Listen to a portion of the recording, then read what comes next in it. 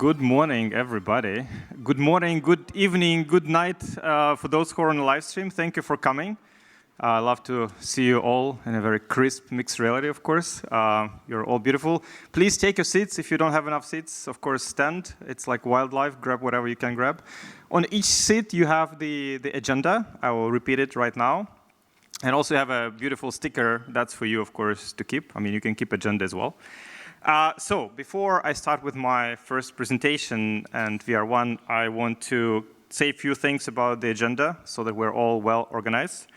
Okay, wait. First thing is, you all need to grab your mobile phones, go to Twitter if you have Twitter or X, and retweet the Somnium Space live stream. If you can do that for me, I'll love you even more. Retweet. I'm not sure. Retweet! Okay. Okay, that sounded like a boo, so I'm not sure, but okay. You need to be more. Okay, are you ready? Yes! Okay, that's better. All right, so while you're retweeting, I'll tell you a few things about the agenda. So right now, I'll have a presentation about VR1. Then we'll have a small coffee break, and we will continue with the Somnium 3.0 platform. We will have a very lively and interactive showcase of Somnium 3.0. And after that, we will have the first big break for the demos. This will be a lunch and VR demos break from around about 12:30 to 2 p.m. Please don't kill those people in the demo stations. Be organized. Always try to be coming to the demos one by one and hang around about in the middle because there's a lot of base stations, there's a lot of cables and stuff. We don't want you to destroy those things. And of course, let others to make pictures of them and things like that. We might ask you after you finish the demo about your impressions. I mean, you tell us on camera what you think. If you think it's bad, go to that dark corner. Yeah, I'll talk to you later, okay? Just saying. No pressure. So we'll have that demo. So there will be lunch served. You can grab the food. And then you can, of course, have the demos, or you can have the demos and then grab the food, up to you. And then we'll continue with lots of interesting presentations. We have lots of amazing guests here. And we have another coffee break, and then we'll have another amazing set of presentations. And in the evening, we will have another chance for demos starting around 7:15 until there will be after party here, okay? There will be a mixed reality after party. There will be DJs and full, but woo, I heard woo. That's one of the DJs. So tell woo to him. He'll be great. So there will be DJ with full body tracking. There will be actually 3 DJs with full body tracking using Somnium VR1 mixed reality, mixing live into this stage, but also into the Somnium space. And you will see their avatars on the screen. So why make things simple if we can make them complicated, right? We always do this. This is our motto, okay? So that's also how we did the VR1. It's already engineered. You will see it. Anyway, so that's the part. And during the after party, of course, we'll still be having some demos, and we'll still be having some, I mean, I hope you will be dancing as well. Now, in terms of the demos, what do we have for you today? We will have the F-18 cockpit with a mixed reality. So you'll see mixed reality cockpit. You'll see the real cockpit, but also everything outside will be VR, of course, using VR1 Ultimate Edition. Then we'll have the racing sim. I think there is a Visionary Edition. You will enjoy Project Cars, if I'm not mistaken there. The next is the portable simulator. There is Microsoft Flight Sim, and there is, I think, Somnium Titan Edition. And then, very interesting demo, in the dark corner, on purpose, there is a Half-Life Alyx with VR1 and Tesla suit. So, yeah, I recommend that. We'll definitely be filming you when you will be screaming, because you will be screaming. And definitely try that. Yeah, and then we'll probably run something on these devices here. Maybe, I don't know, some Beat Saber if someone is too weak for the Half-Life Alyx. Yeah, with that, I think is retweeting done? I want to. Yes, yeah. Okay, I heard one. Yes. What is retweeting done? Yes. Yes. Okay, perfect. I love you. Then we can start. Thank you very much. Let's do it. So, Somnium VR1. Now, I'm sad because that was end of 2021. Some of you, I recognize you were there at Somnium Connect 2021, 2022. It was December 2021. And that's the first time we have announced that we will be doing a headset. Okay, many people said, what the hell? Are you crazy? Why would you do that? What is going on with you, Artur? You are nuts. I said, probably. But we had, at that time, we had slightly different plans. Now, we wanted to do a standalone and native PCVR headset 2-in-1. We said, okay, we want to combine best of both worlds. And actually, before we announced it, we already started to develop it. We probably were, like, I would say, 4 or 5 months into development and into designing and everything at that stage. Now, these were the specs we wanted to do. You can see that there are very familiar specs for our current headset today. But the main part of the headset and the main motto of the headset was we wanted to make it open, we wanted to make it modular, and we wanted to make it yours. It has to be high-end, open, modular headset. That was the logic. For the standalone, we wanted to have full access to the Android and full access to the operating system. That was our plan. That was current design as well. We'll talk about design later. Now, fast forward to September 2022. We were still developing 2 tracks, so we are actually putting a lot of resources to develop both the PCVR part and the standalone part. Now, we have run into some issues, especially kind of, thinking about what do customers need in the headset. Do they need to have standalone? We have very high resolution screens. Can they run those screens and those resolutions? What is the supply chain? How is the cost of the headset? What are the cost of the components? So we already, at that point, were still developing the 2 tracks, but we kind of had doubts about the actual, let's say, the winner. We didn't know which version will be the winner.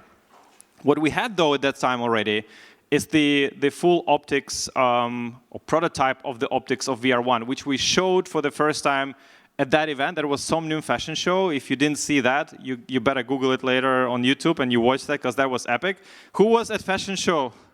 Yeah. Yes, all right. Yeah, that was amazing.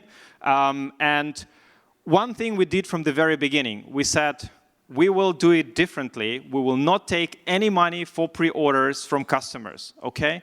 We want to have our development open and transparent to people.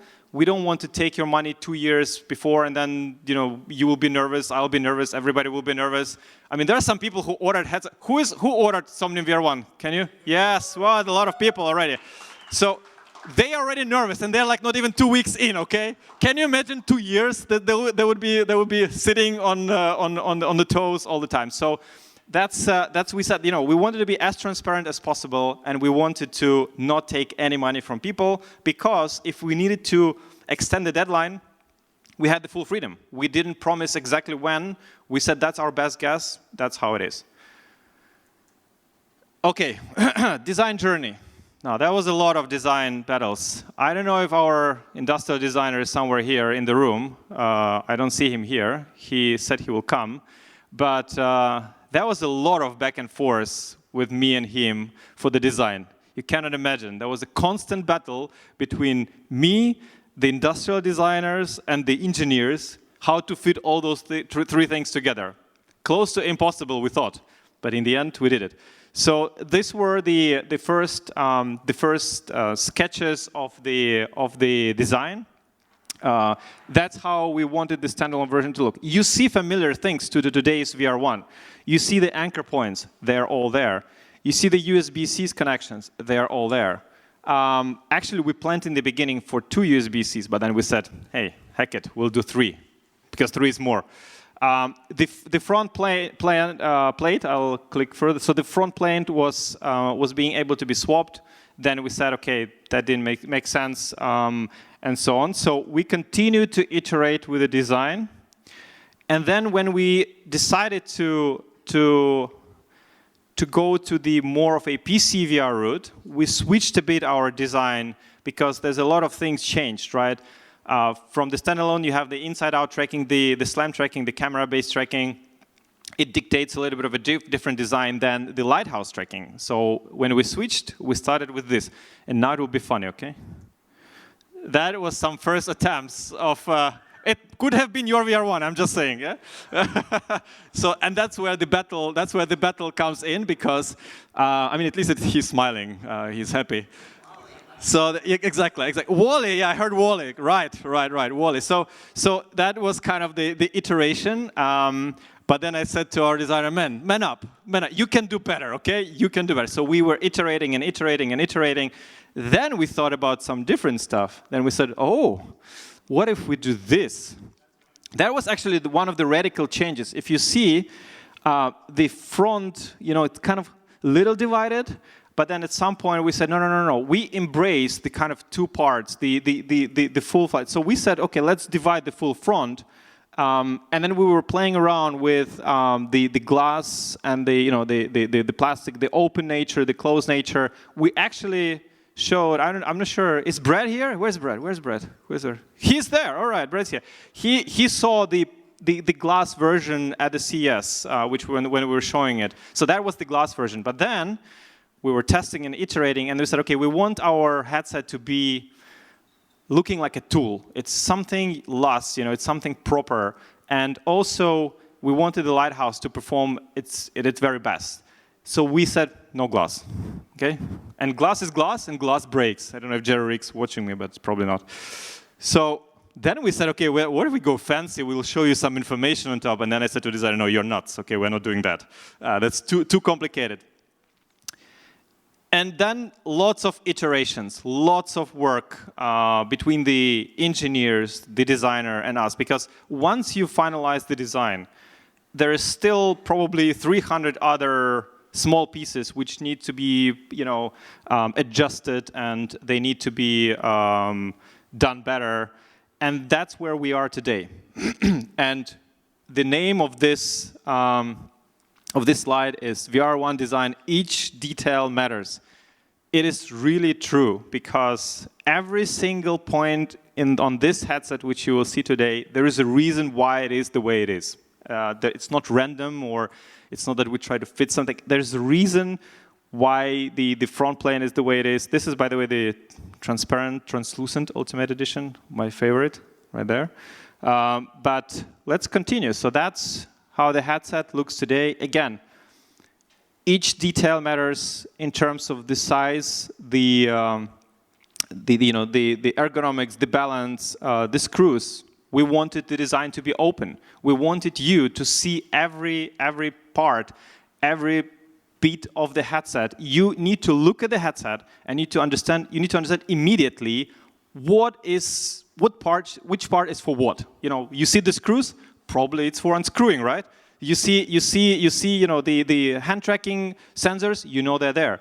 We also showed, because some original designs, they didn't have the lighthouse tracker dots visible on the outer shelf of the headset.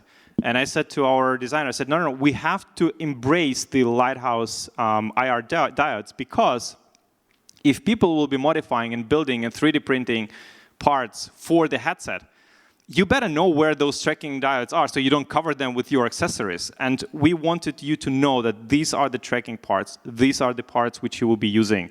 So everything is visible. Everything is kind of in your face. You need to know. So that's the design. That's the blowout version of the Somnium VR1. When I look at this picture, first of all, it's beautiful. But when I look at this picture, I have goosebumps, and the sweat is coming like this, because I know how much work went into to put all those parts together. By the way, who here watched my teardown video? Yeah, not so, what? Okay, YouTube, Somnium VR1 teardown. You better watch it, okay? Because we don't use glue in the headset. Basically, there is the only part which is glued is the optical stack, because that's sealed from the factory. And you should not touch it. You should not probably touch many other internal parts, but that one is definitely not replaceable. That is sealed because of the dust and the calibrations and stuff. The rest, you will see it on teardown video if you watch it. That the rest can be disassemble it and then assemble back, and there is no glue, and it's easy to do, relatively easy to do if you know what you're doing. So that's the design. Now again, no random parts on the headset. Every part we try to think through as much as we can. For example, the front part, we wanted the headset to be tactile. You are in a headset. You need to know where all the things are, where your hands are if you operate the headset. Now the back part is textured. It's you know that it's more rougher surface. First of all, no fingerprints on that plastic. So we try to make it the way that it doesn't become a mess within half an hour of use. The front part is more smooth, so you're at the front. The buttons, they have, I don't know how to call those, but they have those small things which tactile. There's 4 buttons, 2 on each side. But with the tactile part, you know where you are kind of located, which button you are pressing. Those small things are important. Of course, the anchor point, we'll talk about them later. Cooling, we're using 2 fans. I regret I didn't put the picture. I don't know, do you remember, guys, I shared the Frankenstein picture with a lot of wires coming out of the 3D printed? Yeah, I see some people nodding. So that was the cooling prototype. We were measuring the temperatures on the full load, hot, cold, whatever.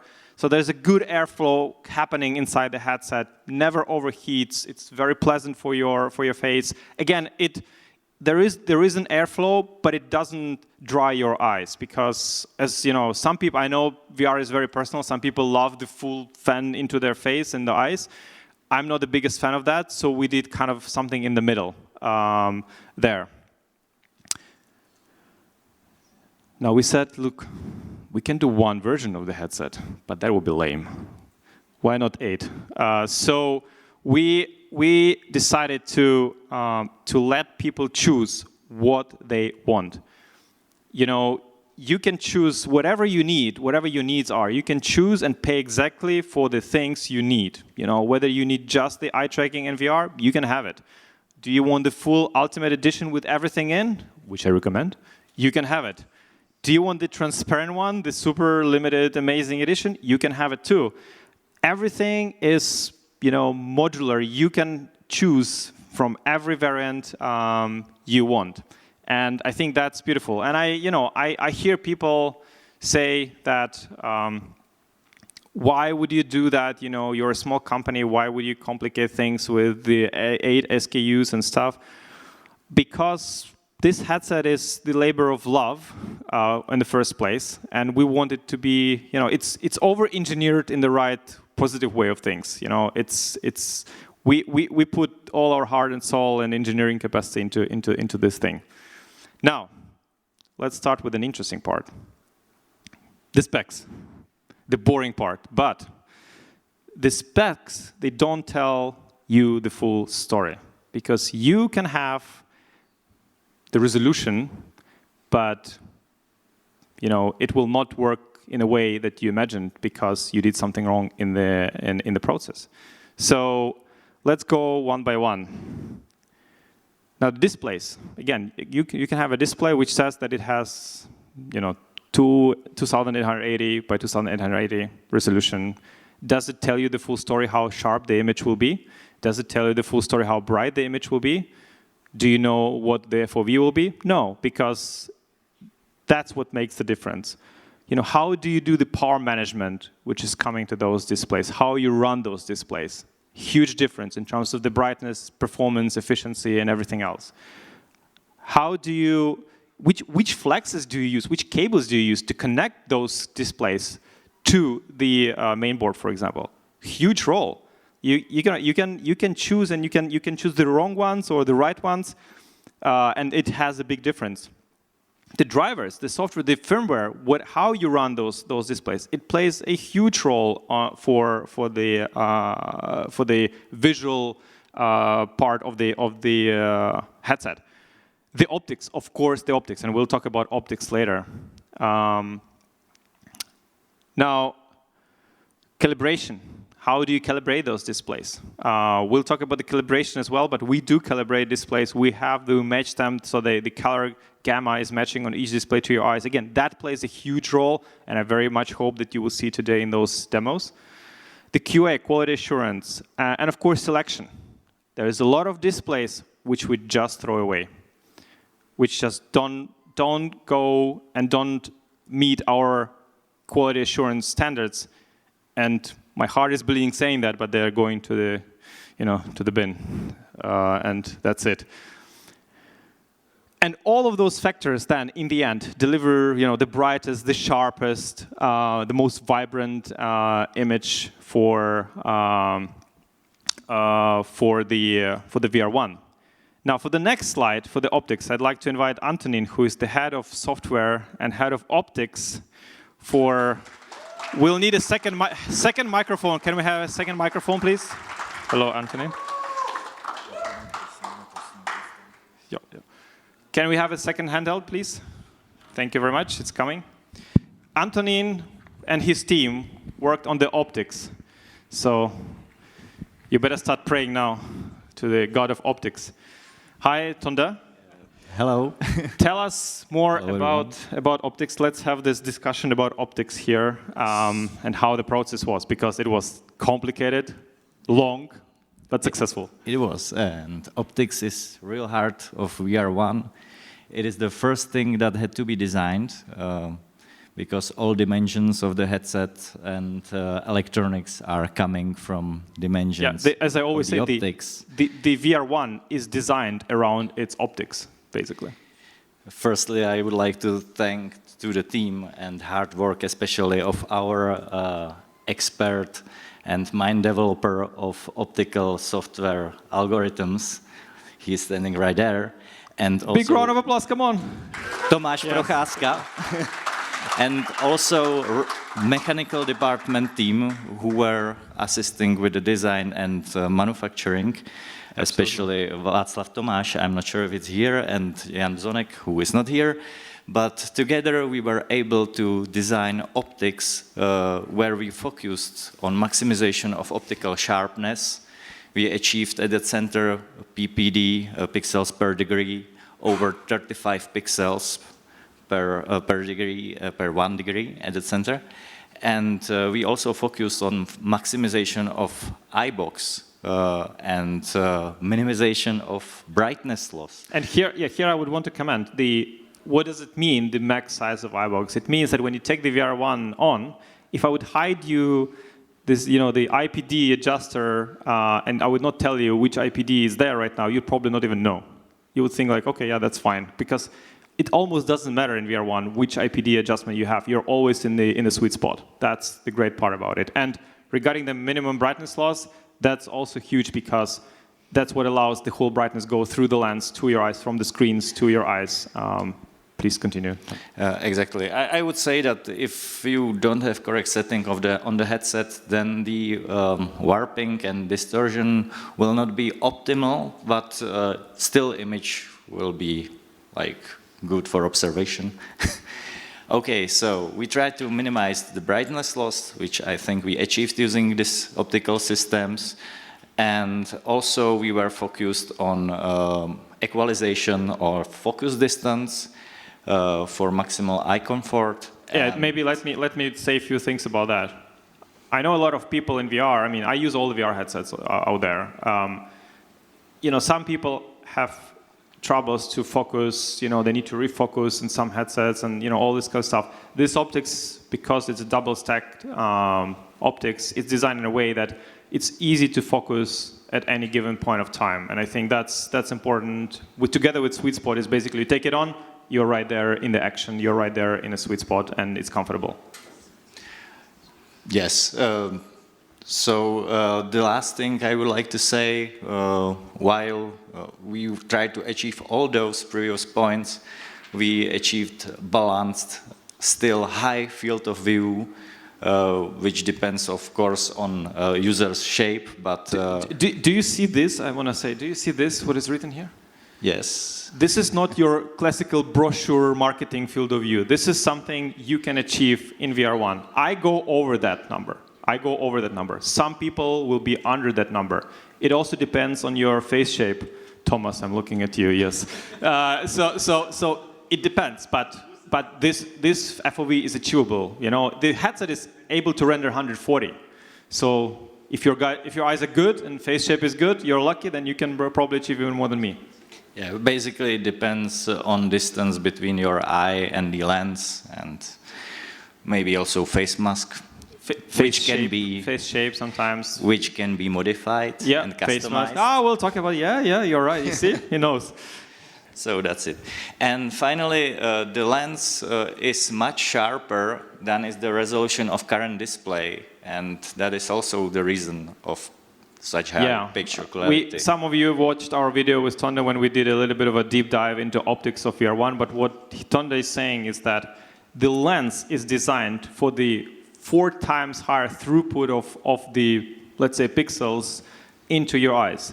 Now, it's something even I didn't realize, you know, into the, you know, long into the development where this factor is the factor. So you can have 4K per eye screens, but if your lenses suck, you will not achieve the sharpness. It will not be the image you want to have. So the lenses need to be on par or better, hopefully, or rather better, than your image resolution of the screens. And that's what Tonda is saying, that it's 4 times higher.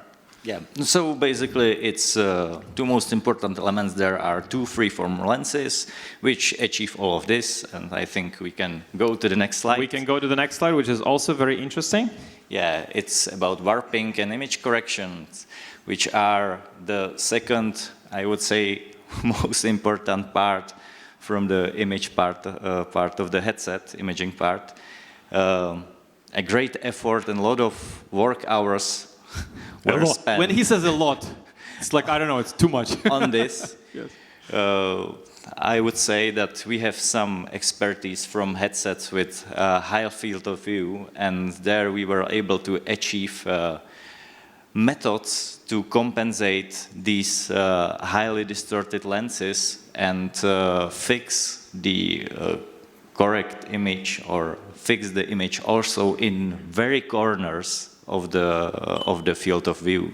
So here down you can see the original model which was calculated using our software, then how the image looks without the corrections, and finally this is the image taken by camera. This is through the lens, yes. Through the lens of the headset, how it looks after all the correction algorithms application. And we have done a lot of warpings already. We're on version like, I don't know, 8, 9, something like that.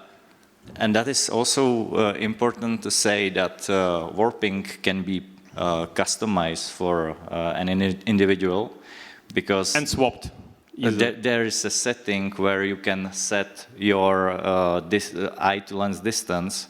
So if the warping doesn't seem so matched, you will feel like some really minor distortion. Then you can simply fix it by tuning it in settings. We'll get to the settings a bit later, but I just want to say that exactly, you know, when you go, headset is a very personal thing. You know, there is a mainstream type of people who are having no problem, but then there is a lot of people on one side or another, and that's where the settings come in. When you adjust that setting of the focal distance and the software focal distance, or you adjust the you know, even the FOV or all the other things, that has an impact of how you see the image. And in VR1, you can tweak it in a way you want. I just want to say that here is one interesting thing where how software can actually impact the hardware, because somewhere, you know, even in December, when some of you guys, some of the YouTubers, you guys came to visit us, thank you for a lot of your feedback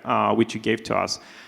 We still were battling a little bit with the chromatic aberration, which, you know, with some color shifting here and there.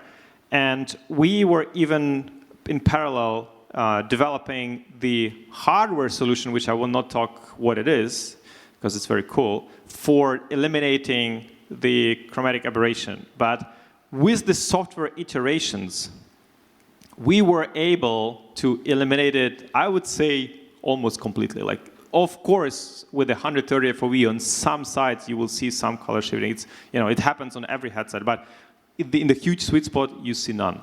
And that's amazing. So we were able, or they were able to do with the software corrections, incredible job. And I remember, and I want to call out and thank especially VR Flight Sim guy who was helping us to test a lot of warping iterations because he got the headset and 2 months he was testing with us and giving us feedback. I remember his reaction when he first time we sent him the one which eliminated everything. His reaction on the Discord, he sent me the message. He was like, "Holy cow, Artur, what have you done?" So that was a good reaction. I probably have it somewhere still, the message. But yes, that how software is important and the warping is important for the VR image.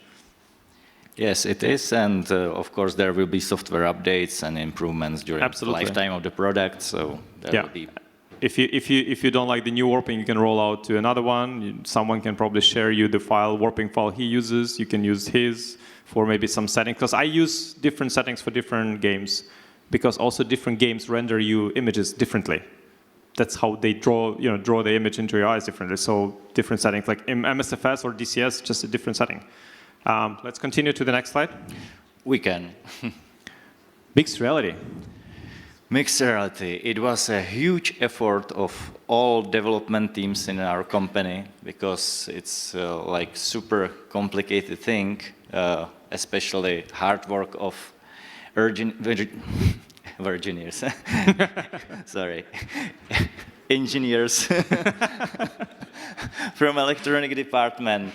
Now led by Jakub Frolec, and firmware department, now led by Krzysztof Slavík, formerly led by Martin Kloupek, who is sitting over there, now our CTO.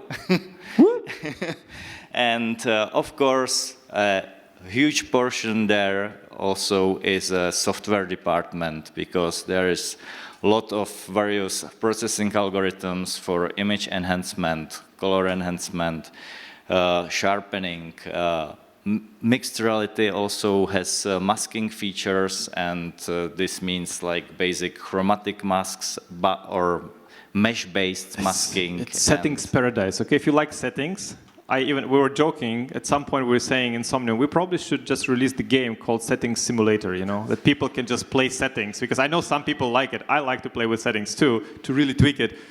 That's the headset for you guys. If you want settings, you get settings, okay? Yes, so we give freedom to set almost everything you want, and we are still working on new methods and new reprojection features for delivering maximum immersion and top quality of the mixed reality. They are utilized 2 12-megapixel sensors per eye. Which you have access to, the image and other parts of it. Yes. There will be an API layer for that. And also, our current lens has central pixels per degree over 30 pixels, but you can improve this using a sharpening algorithm. And here I would say the sharpening, which is developed in-house, you don't need to trust my words. First of all, you'll see it today, but also, again, Steve, VR Flight Sim guy, he was testing it, and the difference is huge, especially in mixed reality, but also in VR. It allows you to run it in a lower native resolution, but with the sharpening, you're winning a lot of FPS, but you're going sharp into the image, and it's just amazing. Like, what you guys done is magic. That's great to hear. So there will be also some upgrades. There are a lot of settings. There will be some recommended FOV, I think very important. The feedback we also showed in the headset in the Flight Sim Expo, great show recently in Vegas. We had more than 120 demos of the headset and mixed reality, and a lot of people said, "Wow, the mixed reality feels so right, so round. It's all the whole field of view." It's because it's wide, it's not the box or anything else. So that's something what people loved, and that's what I love about mixed reality as well. Great. So okay. I think you can test it over there. So exactly, you will tell us what you think. I will stop here because you can exactly test this feature with cockpit mesh masking in the simulator. And here I would just want to say the settings, not only you can do this mesh masking and chromatic and custom stuff, you can literally upload any 3D model if you have the model of your cockpit. It can be a simple model. You can do it in Blender. With Steve, we even tried, I just said to ChatGPT, give me, 3x2 rectangular 3D model, OBJ. 5 seconds later, I had it. I uploaded through this. He was able to mask his cockpit. Boom, he was flying 5 minutes later. No complication, no complicated stuff. And also, later, we're testing it. It's kind of an alpha now, but later you will be able to mask with using the hand tracking and mask things in real time, and then it will mask out that part. So this kind of things are coming too. But already today, it's absolutely feature-proof and feature-full, I would say. There's so many things. You will love it. So let's jump to the eye tracking. Yes. If my thing will work, yes. Eye tracking. So eye tracking, that would be first software part to be open sourced. Yes. Like fully open sourced. Yes. So it, from hardware part, eye tracking offers two 120 FPS HD cameras for eye capture. Your eyes have never looked so beautiful before. Everyone would have full access to the data streams, so experiment as anybody wants. That's what people don't understand. This headset is, of course, for the consumers, for the prosumers, for the enthusiasts, as well as for researchers, universities. Many people who are here, you are consumers, but some of you are professional, researchers and stuff, and that's where they get to really utilize it, because suddenly, if the university needs to decide, we need to, they run things and experiments or how does it called, the programs for 3 to 5 years. Now, if they would have to depend on the third-party closed eye tracking solution, it's a very difficult decision for them to buy 10 handsets and run that research. But if they have full access to, to our eye tracking and it's open source, they can hire a researcher, or they can dedicate one researcher who will be working with eye tracking, and they know for sure nothing will happen to that eye tracking system. It will be working as is, or even as they design it. That is a kind of a hidden information for those who know. But those who know, they know. Exactly, and then they can also use third-party open source solutions that are now at disposal on GitHub, for instance.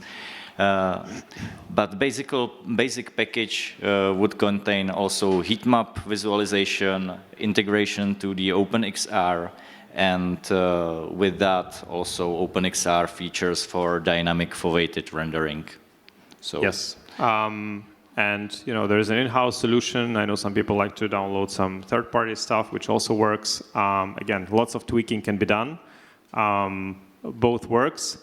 Here I would say that the open sourcing of this and the source files and everything will release on our GitLab probably in course of July and August, and we'll be releasing more and more data on our GitLab. So more information will come from us. You will definitely not miss that one.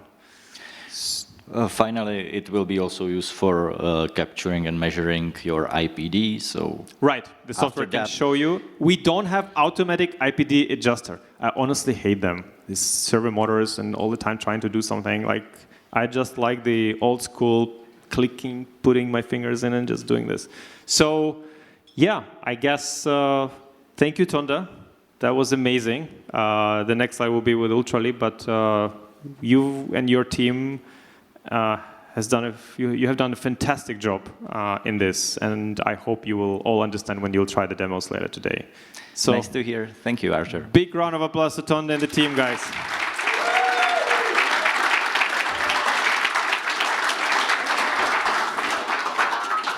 Okay, let's continue. There's a timer running for me. Oh, these guys are all right. I'm timed. Damn it. Okay, let's continue. So, hand tracking. Ultraleap. Is Ultraleap here? Oh, yes, Ultraleap is here. Fantastic. So, best hand tracking on the market, period, by a big margin, okay? I stand by my words. I know what I'm saying. In terms of the latency and precision, absolutely. And with the new update, which Emily will talk today about, it's even better. Ultraleap is integrated into the headset if you choose to buy the variant with the hand tracking, if you want it, which I recommend you do. It's integrated directly and it's natively built into VR1. What does it mean? It means that it's factory calibrated, that the angles and everything else is correct for the maximum performance of the hand tracking. It's not an add-on with cables and all this stuff, which can do different weird things. It's directly inbuilt into the headset. So it comes with an enterprise license. We wanted our headset to be open. It means that you buy the headset, you own the thing. No license, no hidden stuff. I don't want to breathe behind your back and looking what you're doing. I don't care. Like, you buy the headset, you do what you do. And enterprise license with every VR1 with hand tracking is huge because it allows you as an organization or as a small developer, I know Emily will talk about it later, but it allows you to do more things and worry less. Do more, worry less. I think that's the whole point of it. The software installation process directly is built into our setup wizard of the VR1. So all the software automatically installed. It guides you through. If you get the VR1 with hand tracking, within the 2 minutes installation process, you have everything you need directly in our tool, and you're good to go. And of course, it supports Gemini and a new Hyperion update, which is amazing. If you don't know what Hyperion update is, you will find out today. Hopefully, you'll be able to try out some of that in this demo booth things. But definitely something to try out because it's more precise, micro gestures. I would say one thing. If you buy a headset today, because this headset is designed for you to serve you 5+ years. You buy this headset and you just use it. This will be your main PCVR headset. And in today's day and age, where we have Apple Vision Pros with their innovative approach to tracking, the hand tracking and gestures and everything, buying a headset which doesn't have hand tracking, in my opinion, in 2024 is kind of lame. So don't be lame. Buy with hand tracking, my opinion. Now, let's go to some other facts. IPD, weight, dimensions. Now, I heard some opinions, and every time I see a new person coming and trying VR1, they say me two things. Wow, it looks smaller than it looked on pictures. So maybe our graphic designers did graphic designers did an amazing job. Maybe I photographed it wrongly, but it looks smaller than it actually looked on the pictures, and it's lighter than I thought it will be. So these are two common things which we were told in a Vegas convention, and I'm probably sure we'll be told today. But this is the Titan edition, and it weighs, without head strap, 646 grams, I think, and together with head strap, it's like 800 grams, basically, and it's pretty well balanced. I can do sessions of 2 hours in this headset, no problem. You will find out by yourself. Again, don't trust me, trust your head. I hope you have some good neck. Come on. So that's that. IPD, the range is huge. But again, it almost doesn't matter because the sweet spot is so big. I personally have an IPD of 64. I'm the normie of VR, okay? And honestly, for me, I can comfortably use headset anywhere between like 61 to 68. I almost don't feel a difference. That's how great the sweet spot is, which is nuts, which is insane. I think it's first time when we see something like this in the headset. Okay, headphone jack. Any woos for headphone jack? Of course. Headphone jack is important. Headphone jack is there. We of course worked on probably, I know Christoph is somewhere here. We worked probably 6 months trying to make the microphones sound great, and boy, they do sound great. Microphones are important. We're a social VR company in the end, so we want our microphone to sound amazingly well, and I think we achieved that. It's lots of back and forth, and in the end, we were installing some anti-popping filters, the software and the hardware fixes and things like that. But now the microphones are really, really good. So yeah, overall, lots of things and thought went into each part of the headset. Now, the connectivity. The custom designed cable, which was hell expensive and long to design, but well worth it, because it is, of course, specially developed for VR1. It's not a classical USB-C, so don't try to charge your phone with it, okay? I'm not, all liabilities I waive right now, okay? I'm not liable for anything what you do with this USB-C cable. Use it for VR1 only, please, but it has a lot of things in it, and it delivers a lot of things. Anti-tangling cover material. Boys and girls, whoever tangled in some cables doing some full body tracking here? Yeah, I see some hands. Don't be shy. I do too, okay? I did. So we worked on the outer cover material of the cable to make sure that it's pleasant to touch, it's soft and it's high quality, but it's also not easy to be tangled. So that's something we're really proud of, and it's 6-meter cable, so 5 meters to the breakout box and then 1 meter to the computer. Then it's lossless display port with a throughput of 32 gigabits. Then we have, of course, the data part of it, which delivers Gen 2 USB 3 for the peripheral USB-Cs. And I'll tell you the story. Actually, I can tell you right now. The anchor points, okay? So one day, I have my PC. My VR1 is lying on the table, and I needed to copy something from the PC very quickly to my hard drive, my big hard drive. And then I was searching for USB-C on the computer, but it was in the back.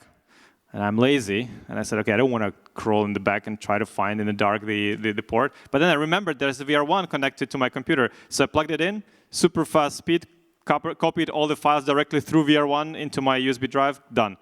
And I said, wait, that's not so bad. It's not so bad. So even this kind of things you can use. But of course, you can use it for all peripherals the way you love it.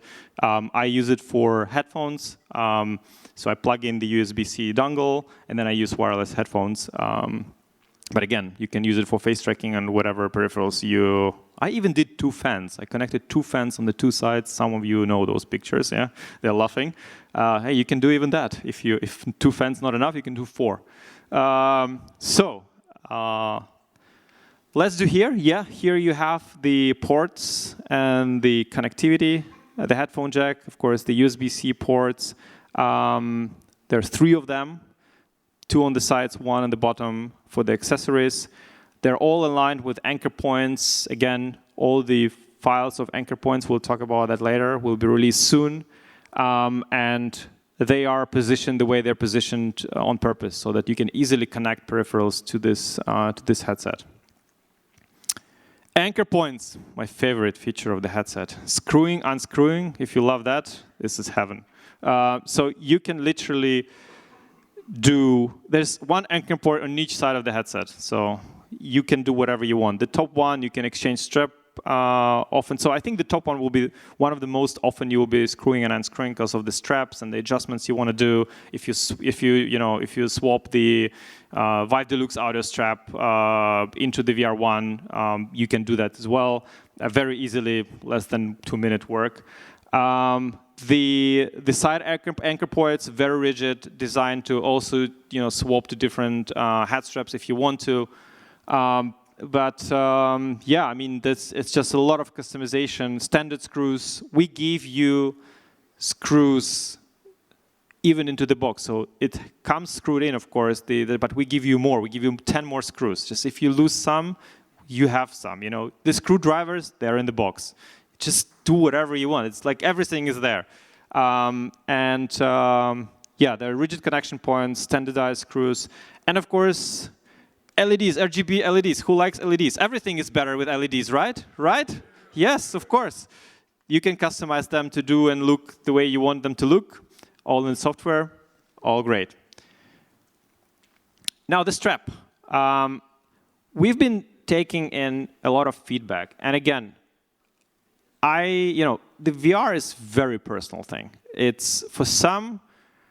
So we did like 120 demos in Vegas, and basically the range of people saying to us was like, Okay, some people felt that it's a little bit front heavy. I don't feel that way. But some people said that's the most comfortable headset I've ever used. And they own lots of headsets. I've seen people who came from Beyond, which is incredibly tiny and amazing headset. And they said, oh, this feels same or more comfortable for some reason. I just want to say everybody is different. Don't trust my words. You'll go there, you'll put it on your head, and then you'll tell me. But if this dark corner, okay? So what did we do to the strap? We actually, collecting the feedback, we actually enhanced the hinge for the headset to be held better when it's on the head. We also reinforced the side parts where the Somnium VR1 logo is. We have reinforced them as well to be more stable.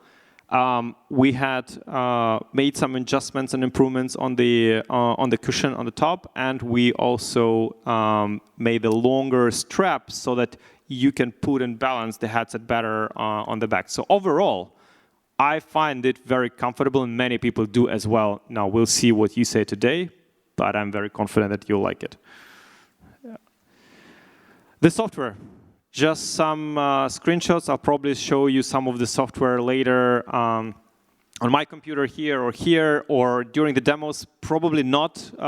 Maybe we'll be changing some settings because, again, many people demos, so you probably won't be flying there for half an hour each, maybe like 10 minutes. But you will see the software today. I'll show you. Maybe come to me. I'll show you on that computer, and we'll go over those settings, and I'll show you how it works.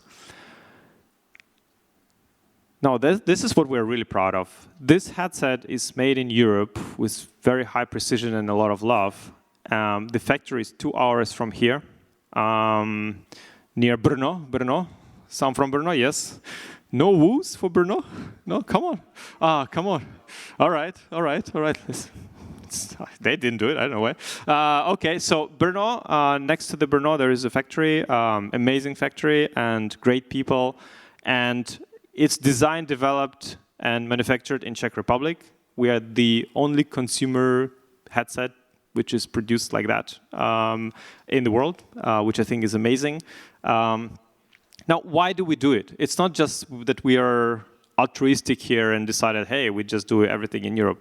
There are reasons for that. And what it allows us to do is also allows us to do, or allowed us before we start production, is to control the QA better, faster turnarounds, and just better communication. But again, quality control is the main thing which we wanted to achieve with that. Lenses are produced fully in Czech Republic. So the whole process from the A to Z is done here. We've bought some expensive machines to make a lot of inspections on the inbound QA during the production and the outbound QA. Things like depth pixel expansion, automatic depth pixel inspection on the screens, automatic inspection of the lenses, the color gamma, do I say gamma? Calibration. So basically what we do is we calibrate the screens so that they match precisely to both eyes, because the worst thing can happen to you in VR if the colors are not matched to each other, and then in some scenes you will just want to die, and you will not even be on Half-Life Alyx. So that's bad. And of course, we have built a special dust-free room there. It's certified dust-free room for the assembly of the optical stack and everything. You know, you see the pictures. These are actually people who are assembling and making your VR1s. And great team, amazing people. So thank you, the factory. And we're proud to be producing it here locally, which is, I think, great. Now, the box. You see that pyramid? I made it. It's don't touch it, okay? Because it might fall. But it's the box is something we thought again differently. We want this to be your tool. We want this to be with you for a long time. I like glossy, shiny boxes on one hand. But then you receive that box, you unbox your headset, and then you never use it again. It collects dust. My wife is looking at me. She knows. It collects dust, a lot of dust. And it's useless. It's thrown money away. You basically, the company gives you something which you'll never use. and it's absolutely useless. We said, okay, what can we give you to better protect your device and to give you something that you can use for a long, long time? And we decided to do this because you can I carry my headset, of course, for testing purposes, from the office to home, from home to office, all the time. I mean, I dropped this box numerous times, and it's just more comfortable. You are more, you're more certain about your device that it will stay safe, and it's a very premium box. So that's awesome. The box comes in another box, just to make sure that the carriers don't know what's inside. But also, we give you a lot of things in the box. Again, screwdrivers, screws. There are 3D printed. We do it with Prusa, hi Prusa. There are 3D printed parts which hold the cable holders. We put 2 on your headset if you have a mixed reality version. Of course, 1 if you have the normal version, the eye tracking version, for example, only. But we give you 2 more in the box, so you don't need to worry about that. If you sit on it or step on it and it breaks, then you have 2 more spare. We give you the cleaning cloth, the packaging and the set of things we give you with the headset. You get it, you're good to go for many years. You don't need to worry about anything. So that's the packaging. Now, I'm amazing. You see? Planned deliveries, none. Look at my face. I'm not giving this away. No, of course we're planning to deliver the first slots. People who ordered were ordering for July, August. We are still on track with that. Some people were hoping that there will be shipping happening today. No, there will not be shipping happening today. Because we are, still the whole process of things and preparations and production and QA, it's quite a long process. So we want to make it right. We don't want to rush things. We're here. The production test trials and test runs have been happening and will be happening more. And we're already producing some headsets for the stock. But again, no rush. We will be delivering the way, we need to make sure that when we deliver the headset, it's the headset we're proud of, and we know that it's fully functional, QA tested, and you will be using it from day 1 for 5+ years. So delivery is still on time. We're planning to to start shipping somewhere in July and then continue August, and everything will be beautiful. So now I'm looking at the next slide here. There's the official trailer of VR1 before I finish my presentation. And incredibly, I'm absolutely on time. 2 minutes, 16 seconds left. And there's just video to show you. So please enjoy the video.